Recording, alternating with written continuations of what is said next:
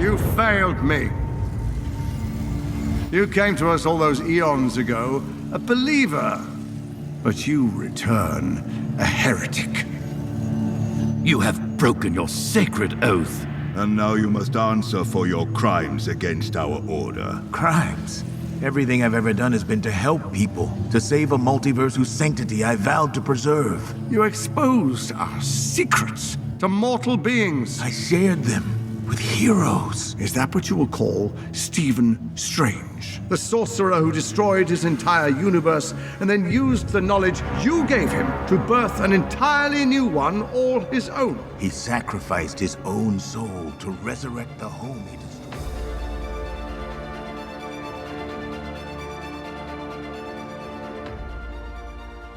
Hey, panelists, welcome back to the show. I'm Mark. And I'm Steve.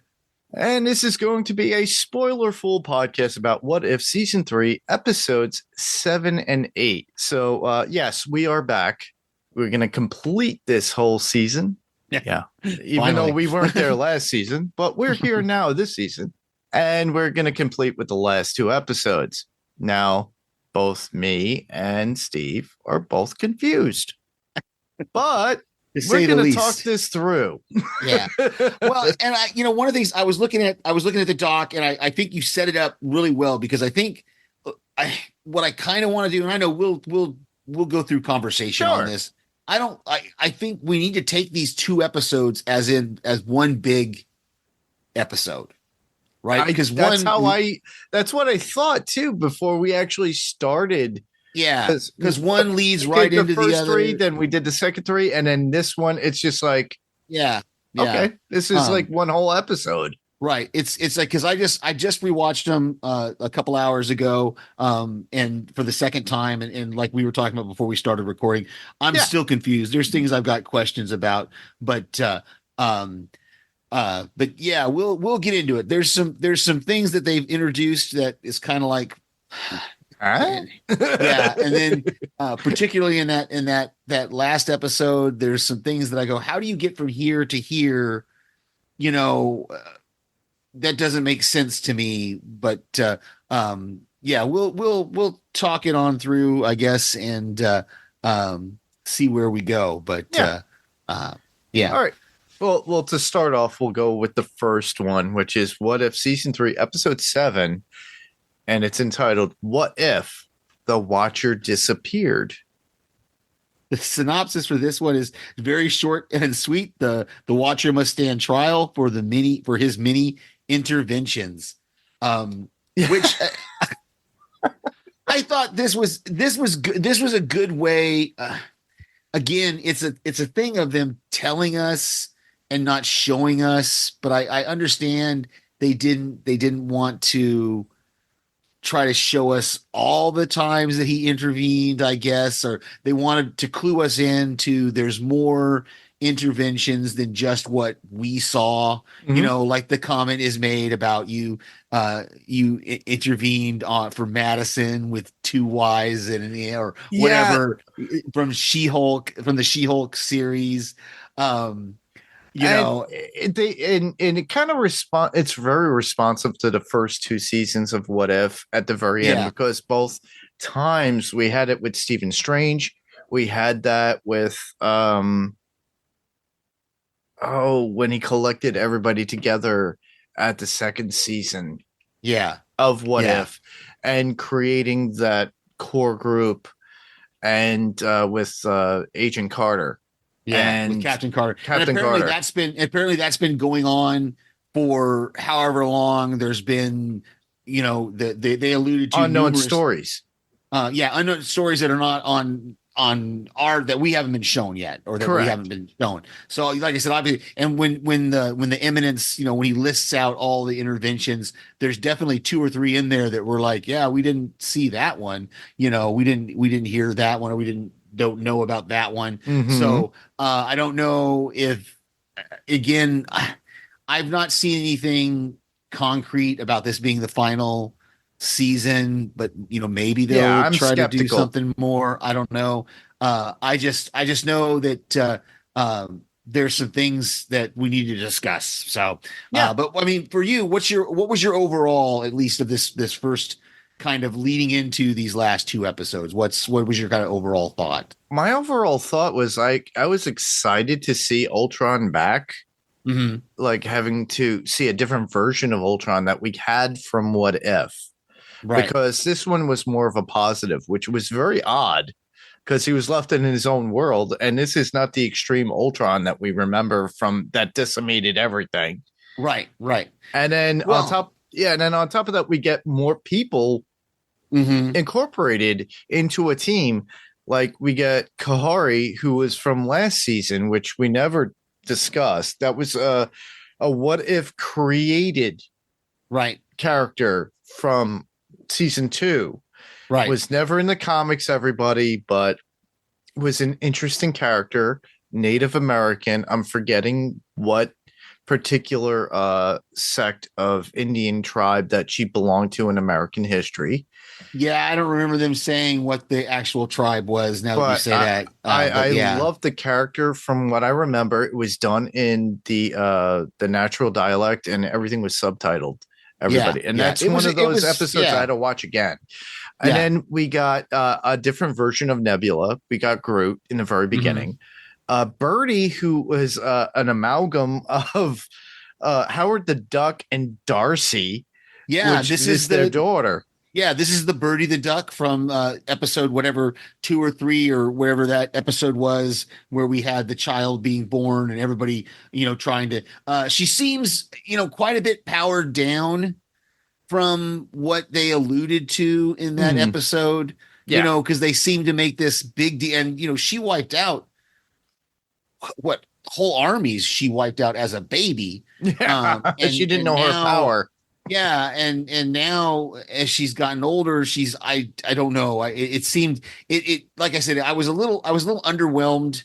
I loved seeing the character again. I loved them bringing back Seth Green and Kat Dennings for their little cameo in there. That was really fun to watch and to hear them come back. But at the same time, like I said, I was a little underwhelmed that it almost seemed like she was just the tech person. The tech person who had a little bit of power to her wings, and and she had her quirky nuances based upon her parents, who were both Howard and Darcy, and she had, and of course, we all know that voice that had done it as well, and I just love hearing her. If you all were fans of Orange Is the New Black.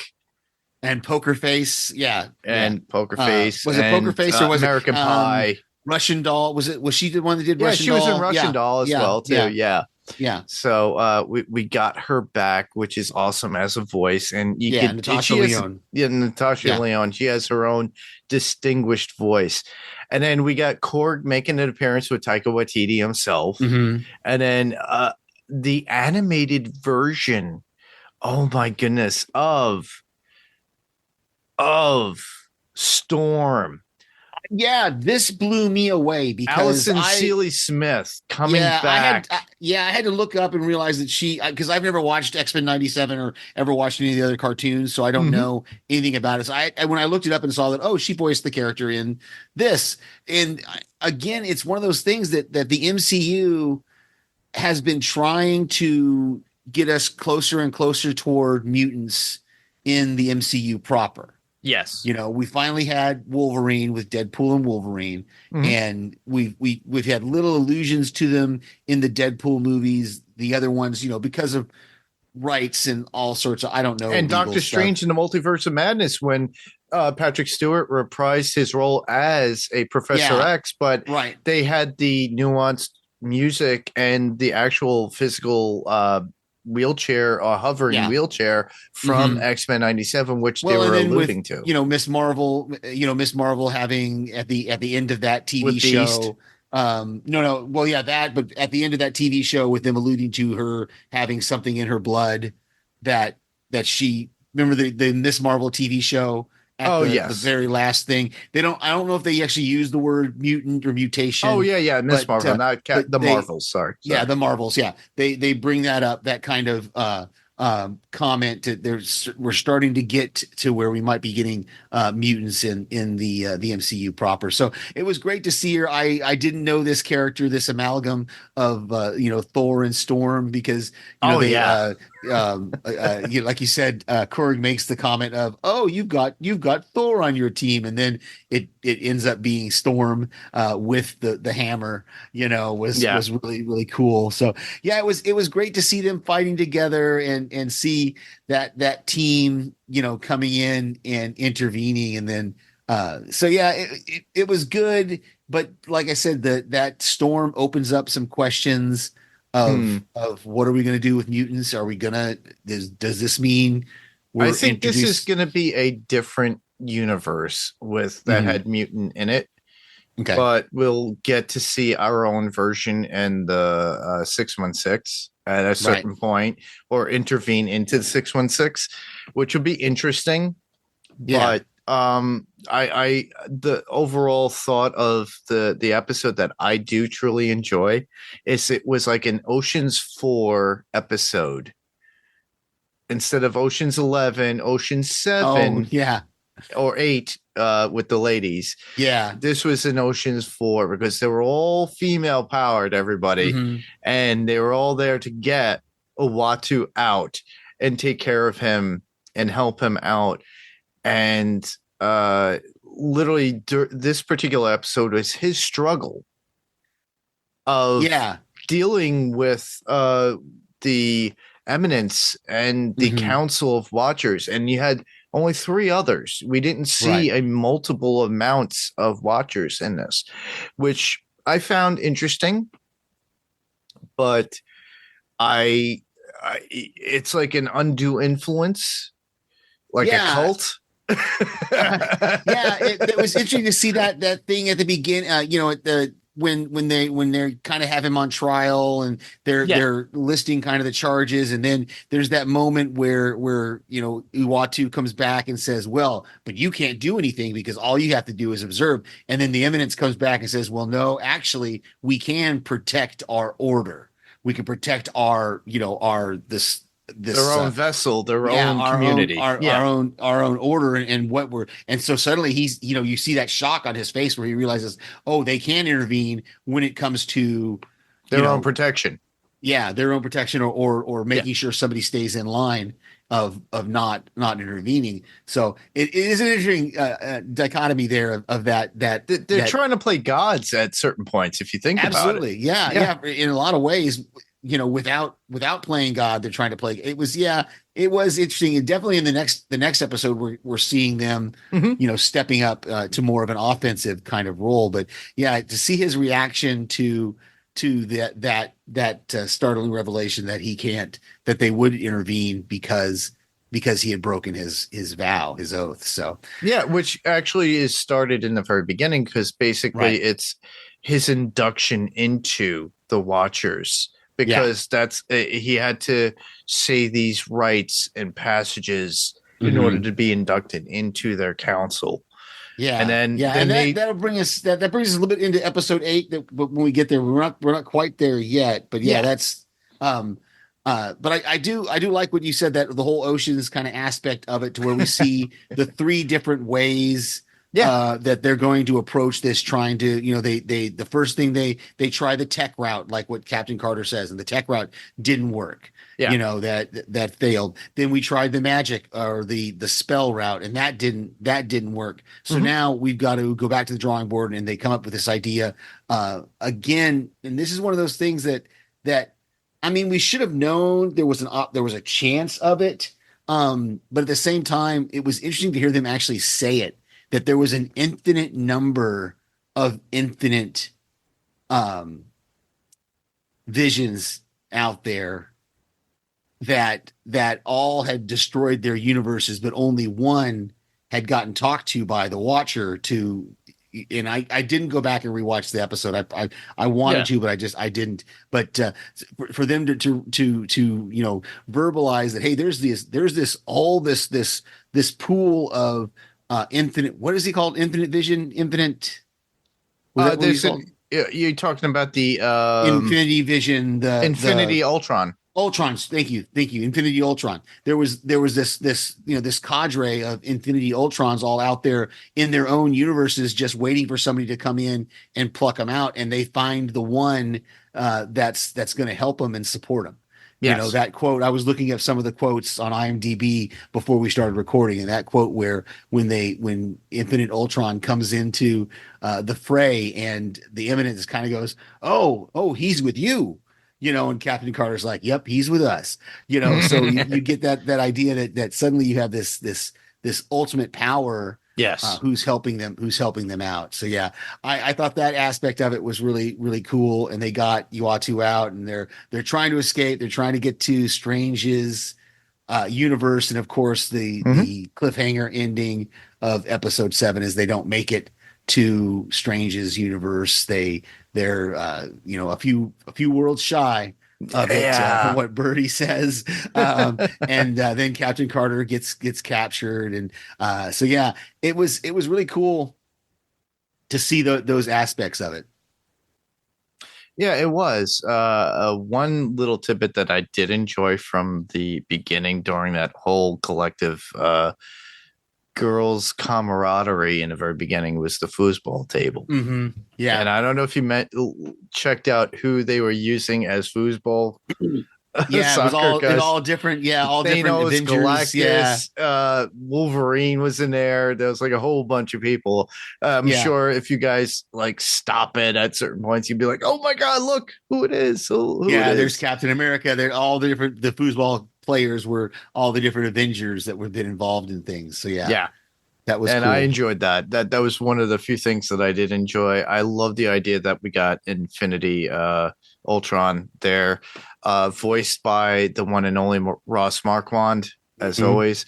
And he's going to be the voice of the Red Skull and Ultron, apparently for here on and out.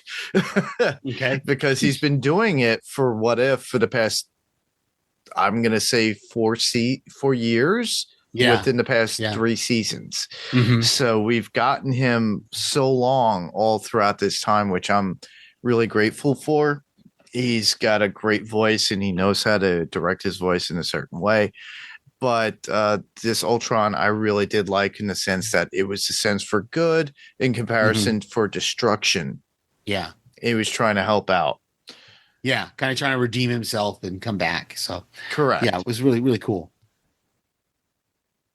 And that's all I had about this. And the fact that it's Stephen Strange's universe at the very end. Yeah, I did have one of the quotes that I thought was really cool.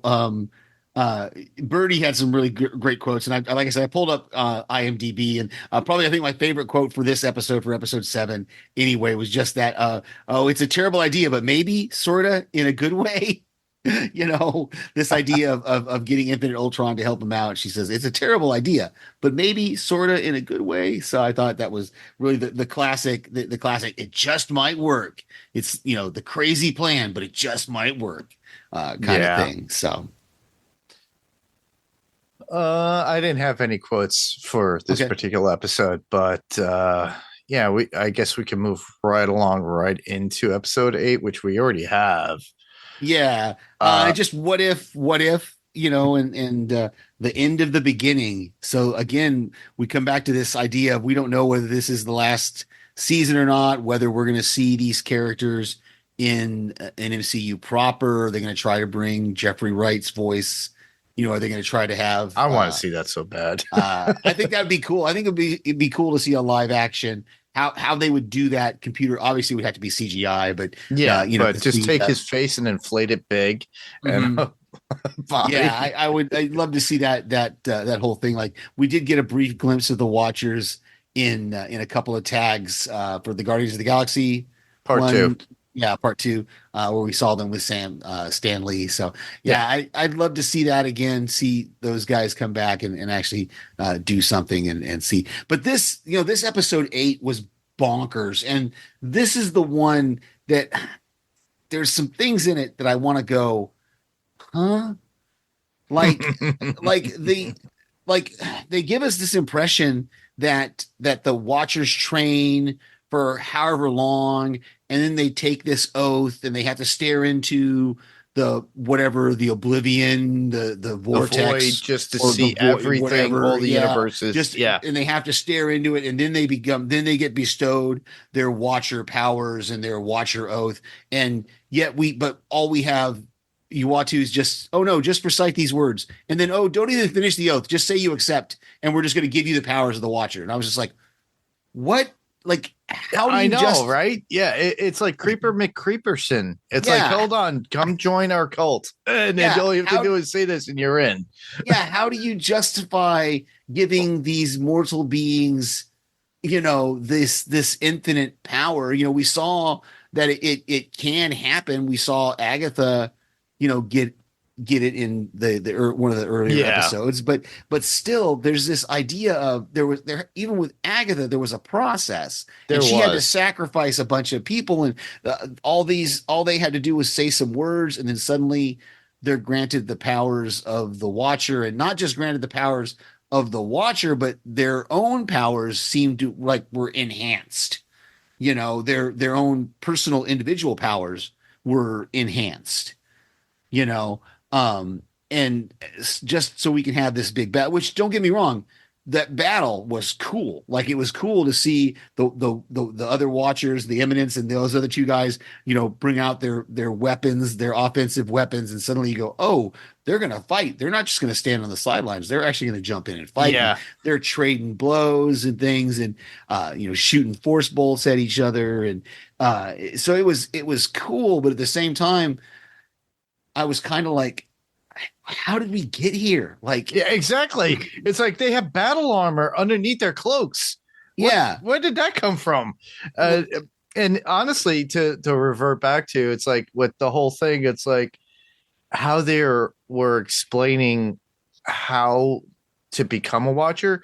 Well, first and foremost, was he part of that particular alien race? Or was he a different alien race at one point and looked like them? Yeah, and then that's became the thing. that. Yeah, like they kind of show them. They kind of become this big-headed version of themselves. Yeah, So, but I'm kind of like, but we didn't see that happen. So, were the Watchers I don't. Again, there's a whole bunch of like, we went from like point A to like point M in half a second. Yeah, without anything in between. And I'm like, oh, how do we get here? It's like, what comic do I reference? Hold on. Yeah. MCU, we don't have that little snippet. Do you have this reference material that we could actually use? Where are we seeing these Watchers? Like, was there at one time, was there a Watcher war where these guys fought each other, and the ones that came out on top were like, okay, we're no longer gonna intervene, we're just going to observe because we've done this crazy thing to I don't know. It just was. It's confusing, and I do agree with it completely.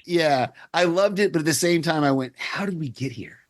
But it's so amazing that we still love it nonetheless. Yeah. And the funny thing is because it makes me think, okay, so when Galactus shows up with his herald and the Silver Surfer is kind of bald, and he was just the same as them. Is he from the same race? What's going on here? I don't know. And how how apparently easy is it to create these celestials? These, why isn't it happening all the time? Exactly. It's that easy, And then apparently heroes are created in every universe.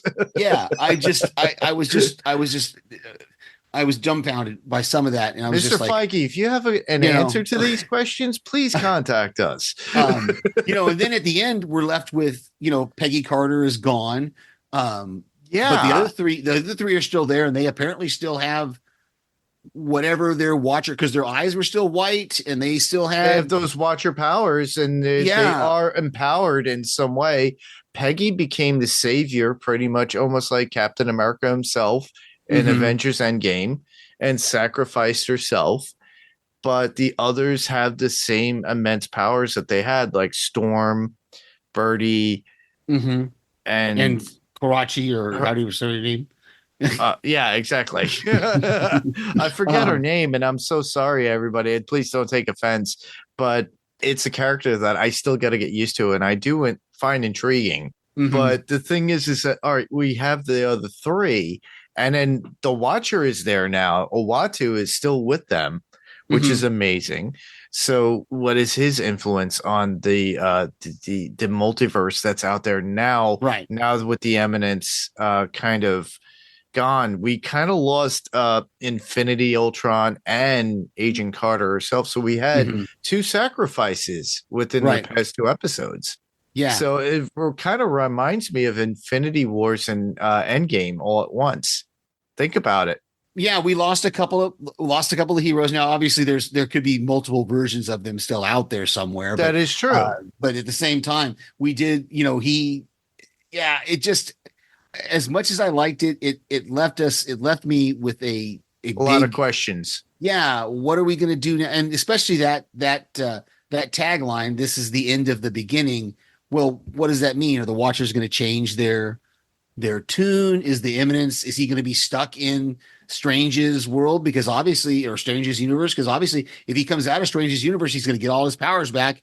And is he going to revert back to being the same Watcher guy that he was before? What are the Watchers ended completely? We only saw 3 of them or 4 of them in this, and we know there's more. There should be more. I would think there's more out there. I don't know.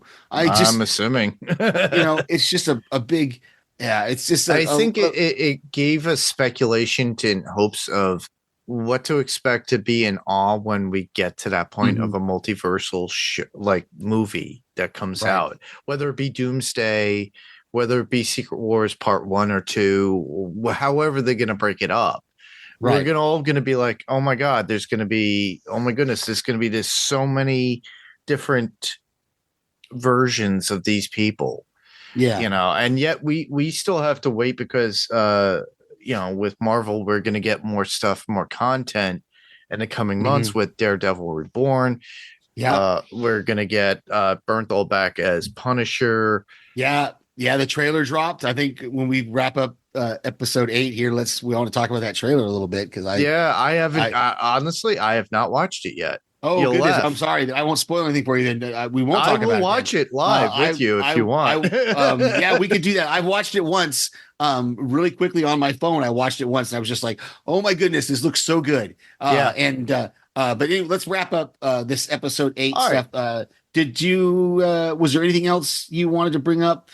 Nothing really. About I only have episode 8? quotes here and here that are interesting that I did find and appreciated. I don't know if you had any. I had the quotes page pulled up. I'm pulling it back up again now just to look at it to see if there's any that jump out at me. But go ahead and do yours. One would be from Owatu himself saying, I relinquished my life to watch, observing the natural order to preserve the natural order. Owatu, forget it. Just say you accept. it's like here, just say and pay your money to Scientology. Or something like that. It just reminded me of that. It's like just like accept it like a cult or some sort of weird, strange religion that they just want you to just be one of us. Yeah. I don't know if they're freaks. One of us. I don't know. But anyhow, that was mine that I had too. I have a couple more. Yeah, go ahead. Owatu saying, I'm no one. I am Owatu. And that was when the Eminence stated that Owatu is not part of the Watcher Society. Yeah. Meaning showing his independence. He's an individual and he has his own power. And he's there to help others. Another one would be Owatu to Captain Carter Watcher, because she had the white eyes. Everyone is someone. You showed me that. Meaning that she showed him the courage to be himself, an individual, which was great because it showed he had power unto himself. So he's not there just to watch, but to also help. So I'm thinking this might not be the end of what if. I think this might be more incorporation of the Watcher, not just in cartoon form, but also in the MCU. So, like I said, we want to see that actor as Owatu. And I want to see that, Mr. Feige, everybody, Jon Favreau, if you're listening, anybody, like put that in there. We want him out there. Yeah, I'm for it. So Yeah. And that's all I have. Yeah, I didn't really have any quotes. I did like the congratulations. Now you know what a surprise feels like to the Eminence when it was revealed that Ultron was with them. I thought that was a really cool cool line, and just this whole idea of the Eminence never thought he could be surprised by anything, and suddenly there's things that I didn't see this coming. I didn't know this was going to happen, and all that was really kind of cool theme to play with. But yeah, I'm interested to see if they're going to do some more what if, or they're going to bring these the Watchers into the MCU proper, how they bring them in proper, or if they can. We'll have to look and see. I know Feige's got a good, has been pretty good, got a good track record so far. So we'll see if he can keep it up. Yeah. And like we said, I have not yet seen this Daredevil Born Again trailer yet, so I'll do it. It takes about 2 minutes, so I'll take a quick look as we're talking. Yeah. And right away we get into the violence of everything. Yeah, you probably yeah. Do you want to watch it? Well, do you want to share your screen? I'm watching it right now. Okay. I don't have it up I on see mine, Fisk so. and Matt. Yeah. That the biggest thing that stood out to me in this trailer is just the fact that Disney is not pulling any punches. Like it's not reducing the violence at all. Yeah. Like we were hoping they wouldn't do. They would keep up the Netflix level of violence, because as you go on through the trailer, you're going to see some more stuff. I see it already, and I could tell it's like between Charlie Cox and who plays Kingpin? I'm always forgetting. Vincent D'Onofrio. Vincent D'Onofrio. It's so vicious, and they are still keeping up with that physical violence that came with the Netflix shows. Now, mind you, everybody, you're still locked into the idea of these are more adult based. When they bring them into the MCU, it might be PG-13. Now that we have the inception of Deadpool Wolverine, we have the option where they could actually turn around and say, this is a rated R film.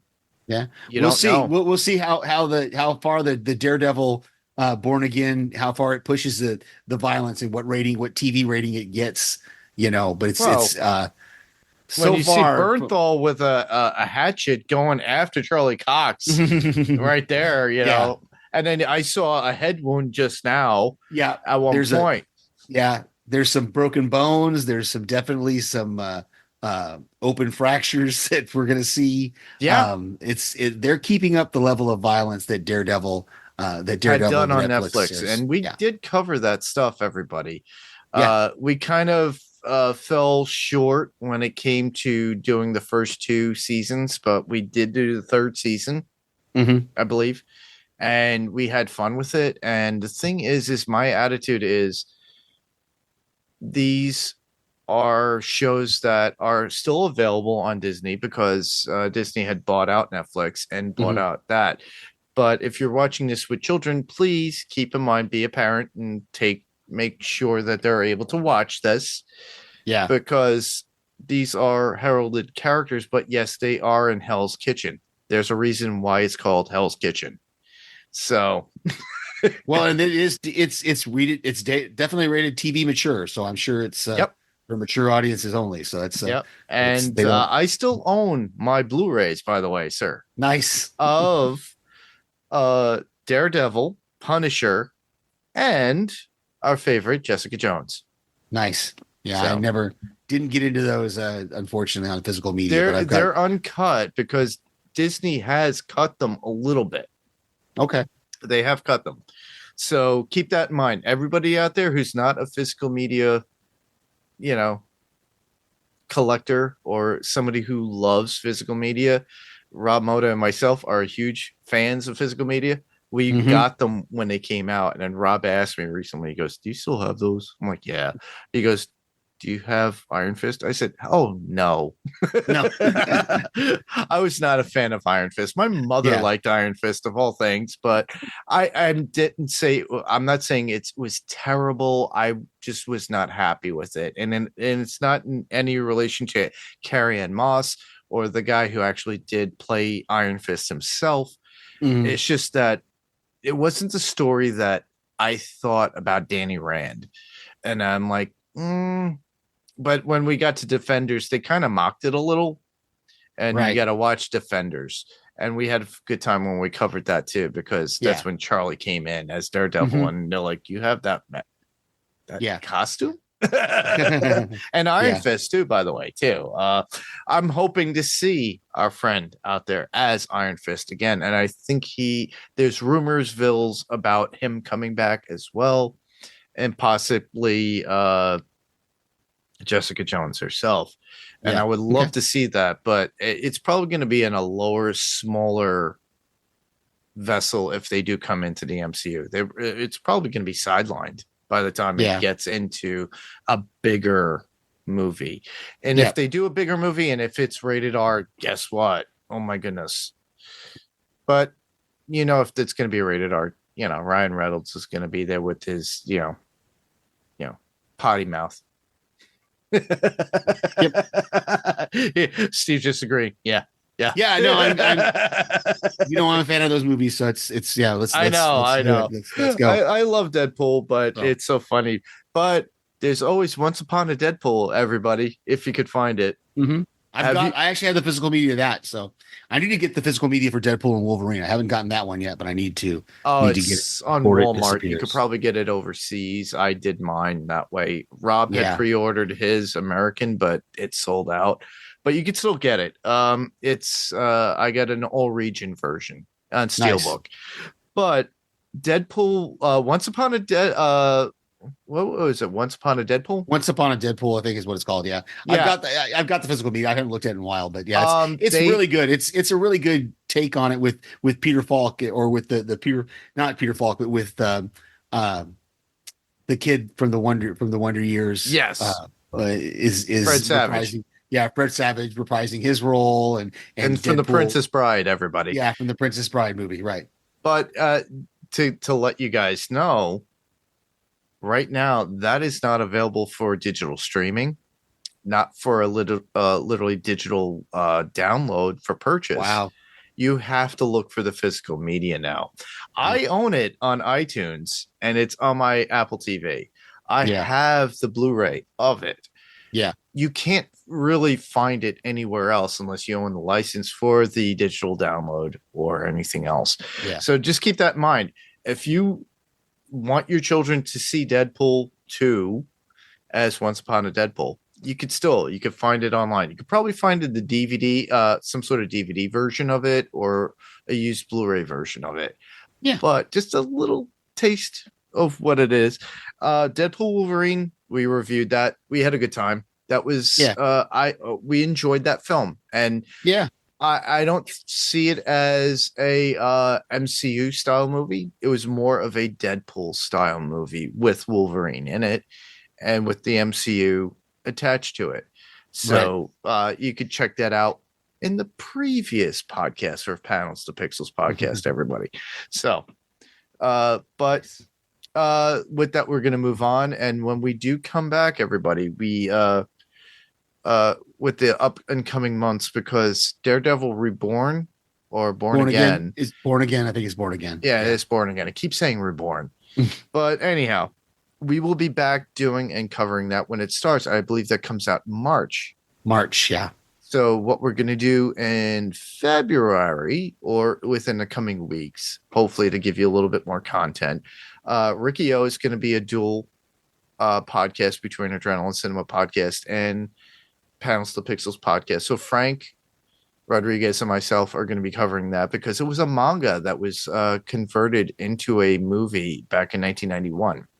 And we'll be recording that fairly soon, giving you some ideas of the comic book relation to that. But after that, Steve, I kind of mentioned it to you. I don't know if you remembered Creature Commandos. That's on Max, on the Max app. Have you watched it?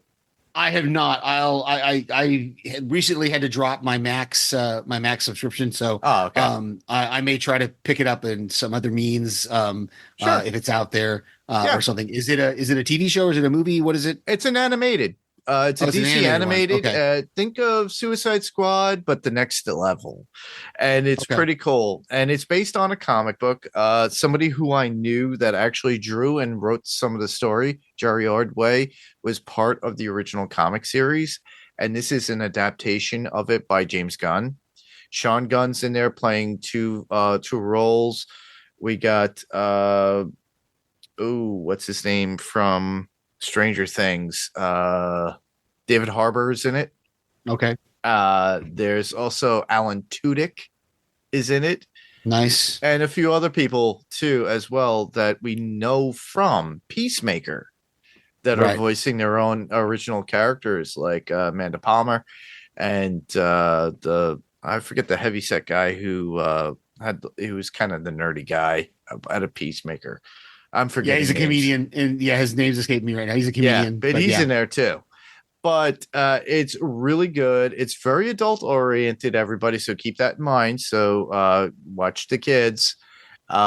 Just watch it for yourself if you need to. But it's interesting and fun and violent too, nonetheless. So for DC and it's animated, they went a little bit more vulgar at certain points, but not too extreme. But I had a good time. We'll do an overall season of a review of that, particularly because I enjoyed it. I had a good time with it, and I liked some of the characters. They're different from the comic, and we'll talk about that too when we review it. I won't keep it too long. We'll probably do about an hour and a half based upon that. But look forward to that coming up, as well as other things that we go into the nostalgia of comics adapted to film, animated, or TV shows. So we have stuff in line that we want to do. So keep that in mind and keep up with us if you can. Yeah. Or if you have any suggestions as well. So with that, I think we covered season 3 of What If, Steve. Right now we're into, podcast recommendations or where people could listen to us.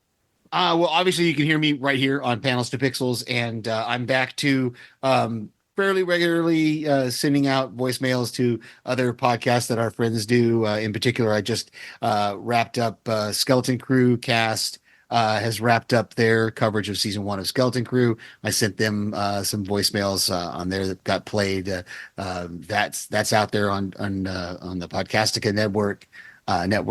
Skeleton Crew cast, and then of course the Walking Dead rewatch is back in full swing with season 4, and they're back on the cast of us covering that. So yeah, you hear my voice there. You should be hearing my voice on some Still Slaying episodes coming up as well. I may try to jump in on co-hosting somewhere or guesting on an episode or two of those. I've got to get with those ladies and see what their schedule is and what my schedule is and where we can sync up to hopefully do some podcasting together. But yeah, that's awesome.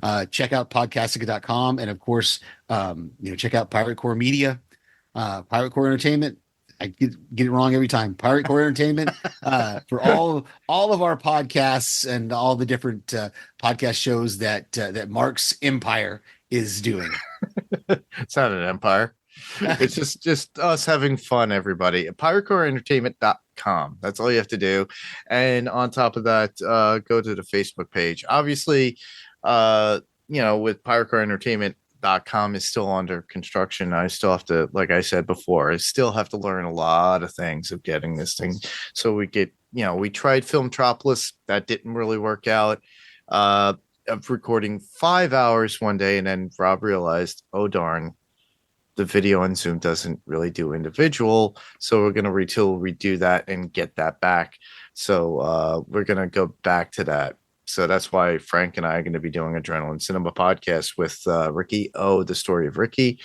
And then hopefully we could do another day of recording again and just have fun. We had fun the first time. I hope you guys could be able to listen to the original version, but he wanted more video content. So we might actually redo that completely.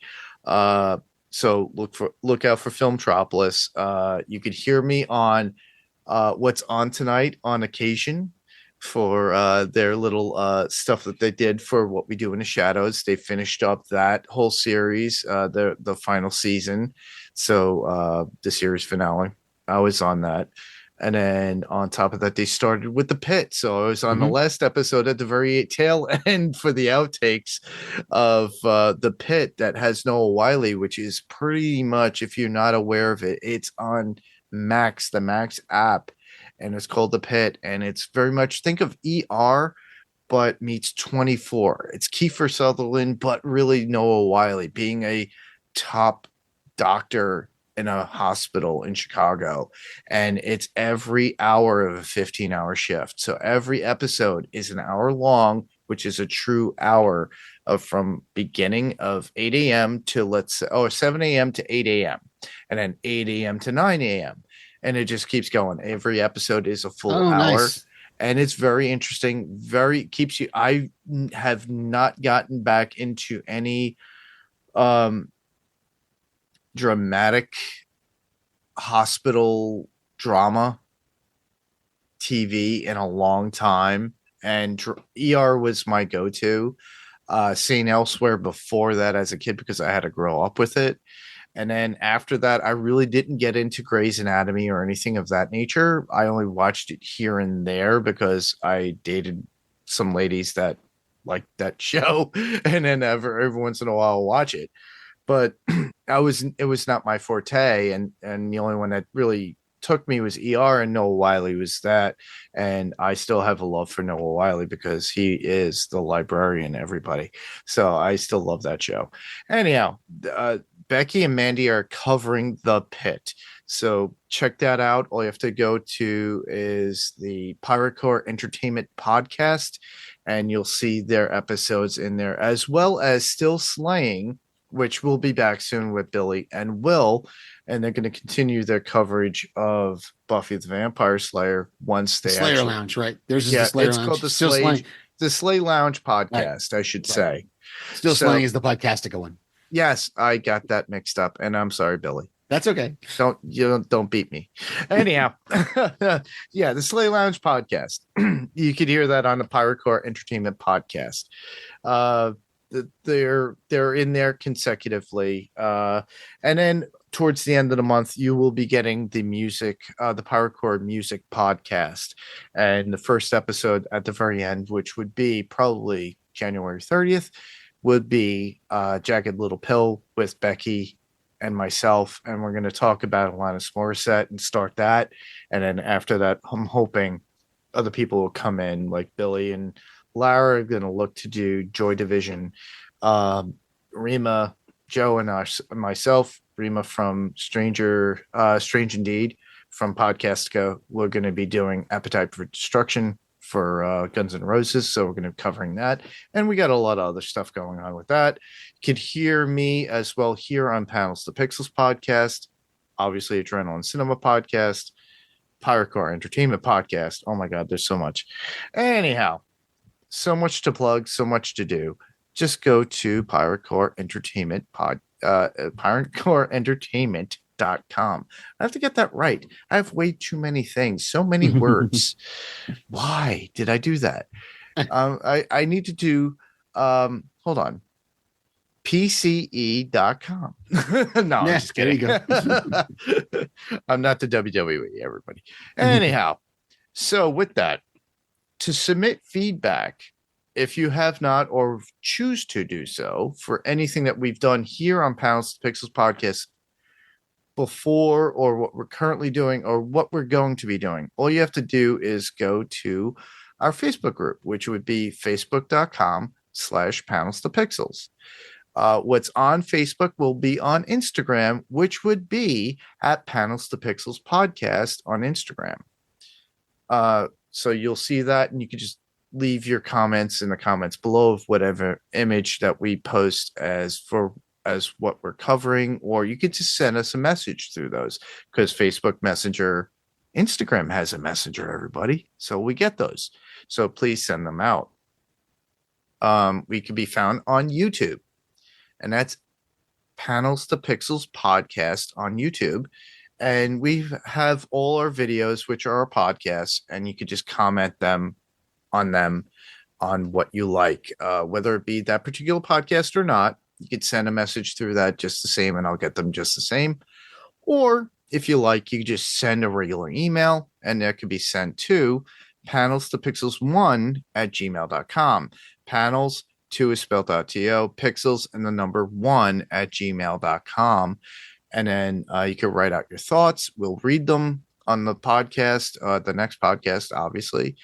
Or if you don't feel like the need to write out your thoughts and have us read them for you, you could just record yourself, send it as an attachment in the email, and we'll play it live on the podcast. And it says if you're part of the podcast itself. So please do that. I love doing that. And if you have any suggestions or thoughts about the podcast or what you would like to hear, let us know.